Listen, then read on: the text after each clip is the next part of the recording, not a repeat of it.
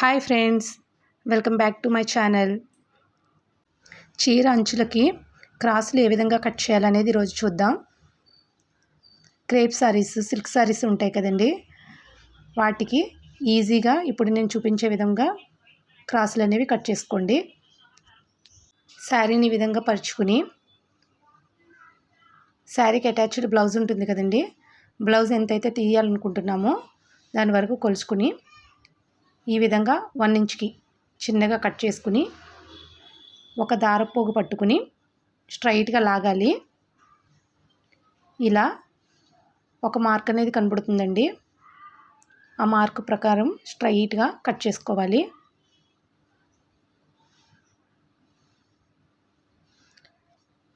ఎక్కడ వరకు అయితే మార్క్ వచ్చిందో అక్కడ వరకు కట్ చేసుకుని మళ్ళీ ఇంకొకసారి దారం పోగు తీసుకుని ఈ విధంగా లాగాలి.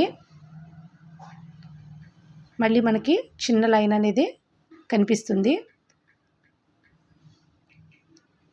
దీని ప్రకారం చీర క్రింద వరకు కూడా కట్ చేసుకోవాలి.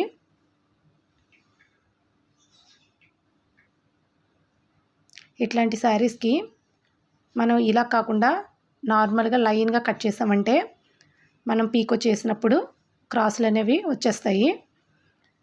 అలా కాకుండా ఈ విధంగా ట్రై చేయండి.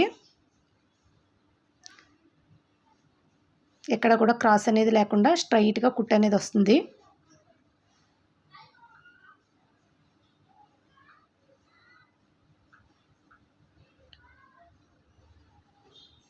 కట్టు చెంగు వైపున బ్లౌజ్ పీస్ అనేది అటాచ్ చేశారు కాబట్టి అక్కడ మనం కట్ చేసుకున్నాం. కొంగు వైపున వచ్చి ఇది డిజైన్ అనేది ఉంది కాబట్టి అటువైపు కట్ చేయట్లేదు. మరొక శారీకి కూడా చూద్దాం. కొంచెం డార్క్ కలర్ శారీ కాబట్టి బాగా కనిపిస్తుందని చెప్పి తీస్తున్నానండి. ఈ విధంగా చిన్న లైన్ అనేది ఏర్పడుతుంది,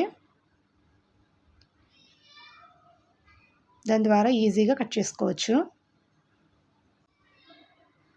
ఈ విధంగా క్రింద వరకు కట్ చేసుకోవాలి.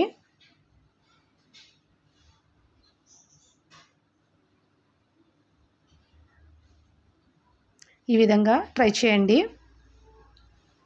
చాలా కరెక్ట్గా స్ట్రైట్గా వస్తుంది.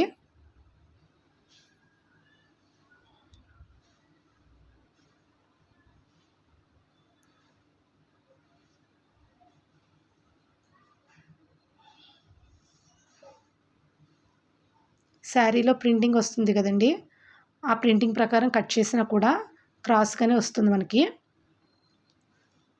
అలా కాకుండా ఈ విధంగా కట్ చేస్తే నీట్గా స్ట్రైట్గా వస్తుంది. అదేవిధంగా పళ్ళు వైపు కూడా కట్ చేసుకోండి. ఈ విధంగా డబుల్ ఫోల్డింగ్ వేసుకుని మిషన్ పైన స్టిచ్ చేసుకోవచ్చు, లేదంటే పీకో అయినా చేసుకోవచ్చు. ఇప్పుడైతే నేను నార్మల్ మిషన్ పైన కుట్టి వేసి చూపిస్తున్నాను. ఈ విధంగా డబుల్ ఫోల్డింగ్ వేసుకుని స్ట్రైట్గా కుట్టు వేసుకోవాలి.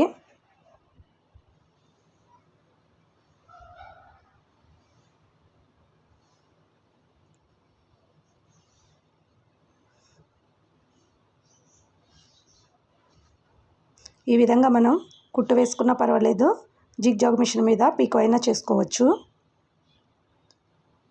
ఎక్కడ క్రాస్ అనేది లేకుండా స్ట్రైట్గా వస్తుంది.